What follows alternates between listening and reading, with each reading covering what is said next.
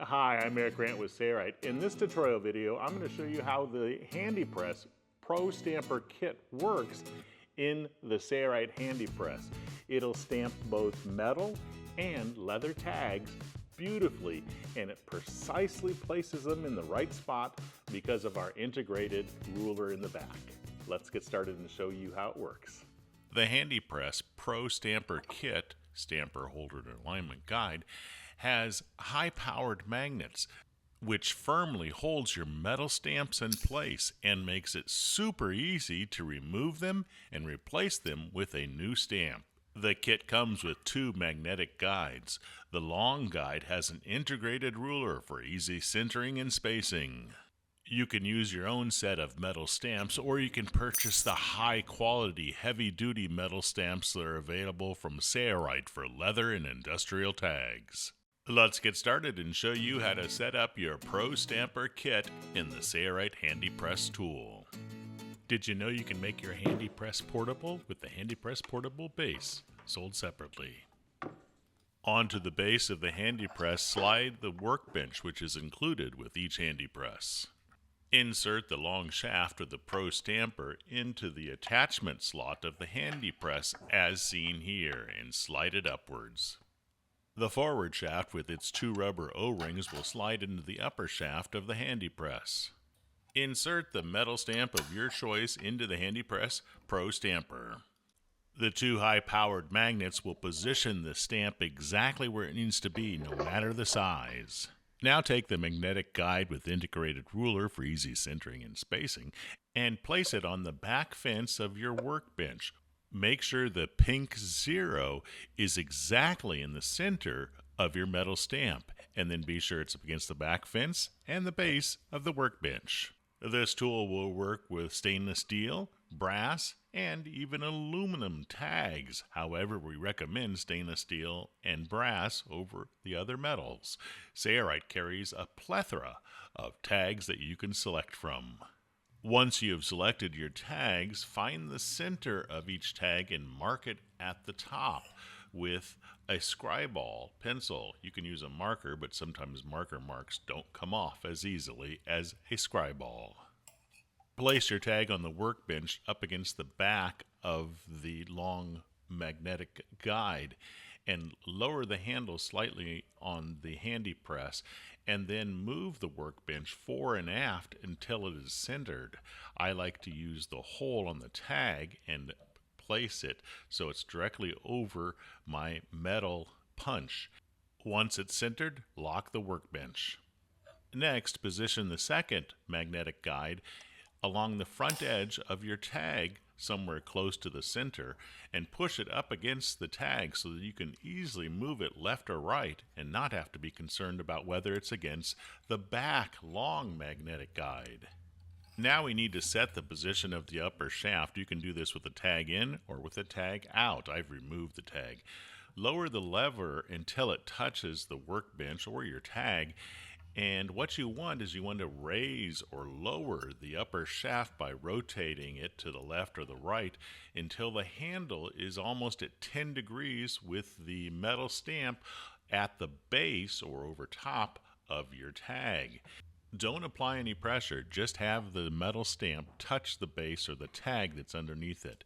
And then, if the handle's at 10 degrees, you know it's set exactly perfectly. We'll explain this more after we have the press completely set up. I like to use a thin piece of cardboard or cardstock and place it underneath the stamp to determine the spacing of my stamps. I've placed a mark near the center and positioned the cardboard on the 0 of the back guide. Each space on the guide is an 1/8 inch apart, so I've moved my cardboard down 2 marks and will pull the lever down and gently press into that cardboard to see if I'm happy with the spacing. Here I'm going to do it again. I've marked the cardboard a second time, and I'll move it over 1 space to see if I like this better. No, that's too close.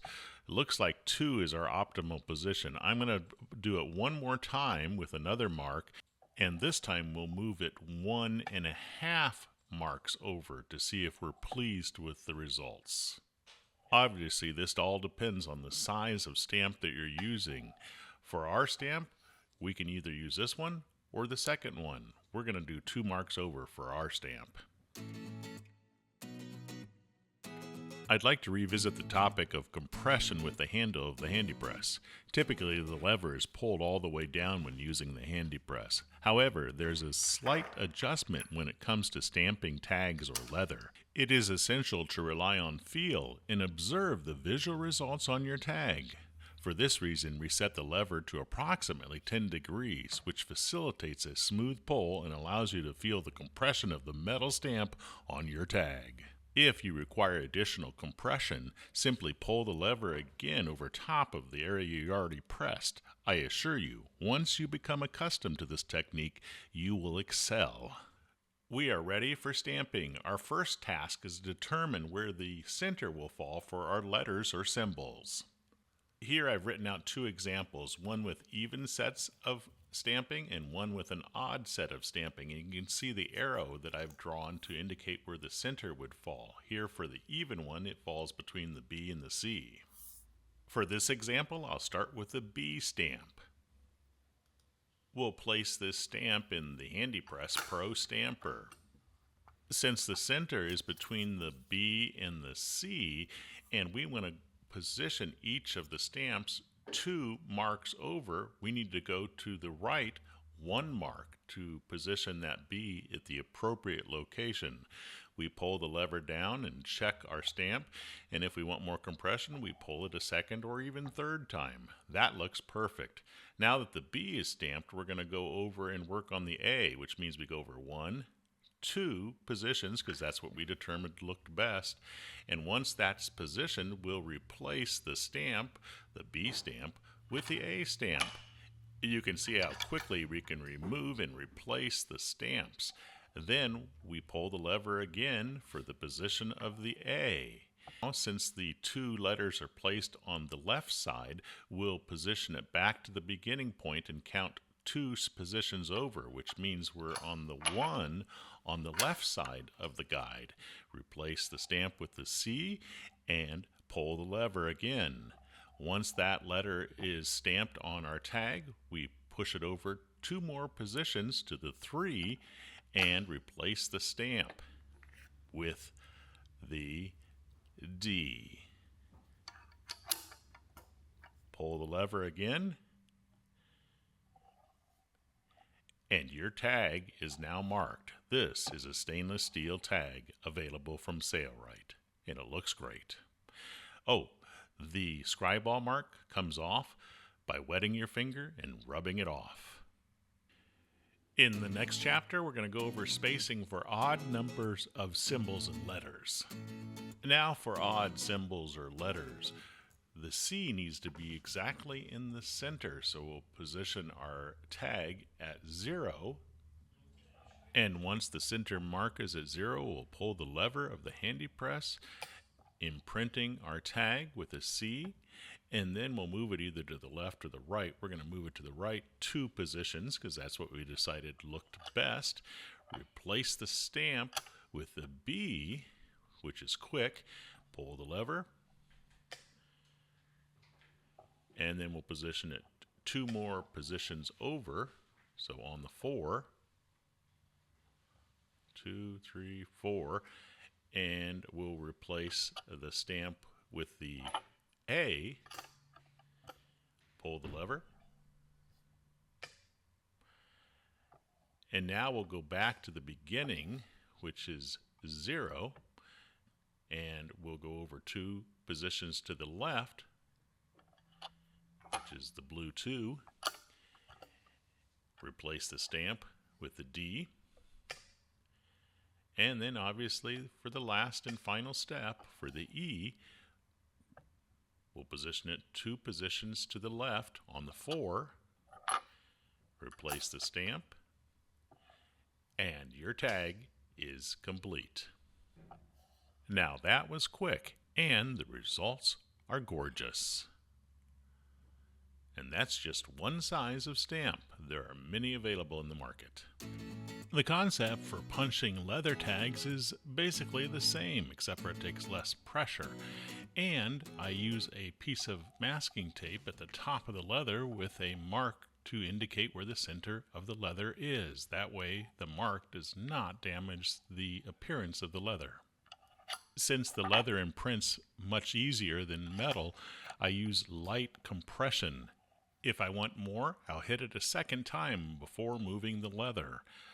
Once the stamping of my leather is complete, I'll remove the masking tape that holds the mark to indicate where the center of that leather piece was. Stamping oval or round tags can be slightly difficult, but we have a process that'll make it easy. Let's get started. We'll start with a round tag, though this works with an oval tag as well. We'll find the center and use our scribe ball to mark a line at the center location, so we know exactly where we want to stamp. Using an old putty knife like this, which has a metal blade, can be very helpful. We're going to attach the round tag to the end of this putty knife using tape. Be sure the line you scribed is parallel with the end of the putty knife. Make adjustments if necessary. And be sure that the top of the tag is not protruding past the end of the blade, which we will use to keep it straight against the magnetic guide. We're going to make sure it is parallel with the clear acrylic ruler, and it is. We've also placed a mark at the center of the tag at the top so that we can position it along our ruled guide. Slide the workbench fore and aft so that your line is directly centered over your stamp. Then lock the workbench in place. Now we can use the front of the putty knife up against that guide to keep our punches nice and straight. And we have a mark at the top of our round tag so that we can position it exactly where we want it to create our first punch, as we've explained earlier in this video.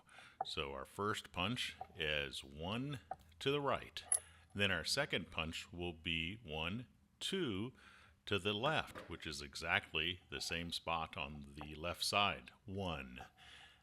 And our stars are now aligned. Remove the masking tape and wet your finger to remove the scribe ball marks, and you can see this tag is punched beautifully. For oval tags, you can do this process exactly as shown, or you can remove the workbench and place a piece of masking tape along the back guide, and be sure that the masking tape is going to be in the area where you're going to punch, otherwise the punch may not be consistent. Mark the hole location with a Sharpie marker, and then scribe a line that's parallel to the front edge of the workbench on that masking tape with your marker.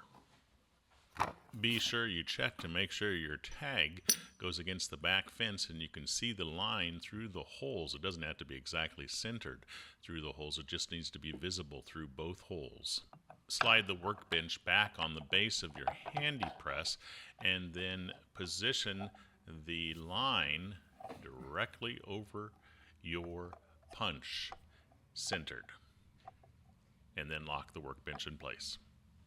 We've written down 4 numbers, which means it's even, and so the brass oval plate is placed one position over from the center position on 1, and what we want to do is we want to make sure that it's straight by viewing the line through the holes. Make sure that they are even on both the left side and the right side, and it's positioned exactly where you want it.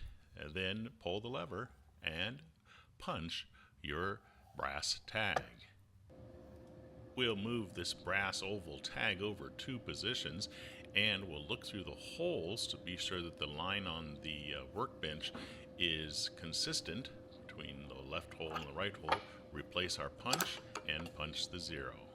And we'll do that as we've shown many times before for the rest of the operation. And now you have 2 methods for making round or oval tags with the HandyPress.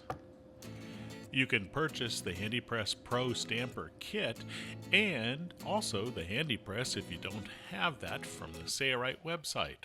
You'll also find the leather tags and the metal tags that are all available at Sayorite as well, including many high-quality stampers. I'm Eric Grant, and from all of us here at Sayorite, thanks for watching.